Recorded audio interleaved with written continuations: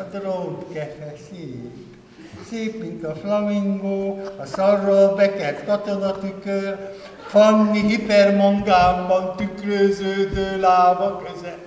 Elloptam a drótkevényt. Az új részdrótkefét, ha elszaknak, nem marad kosz, lepra, ótvar, nem marad rozsda rajtam. A drótkefe szép. Ah!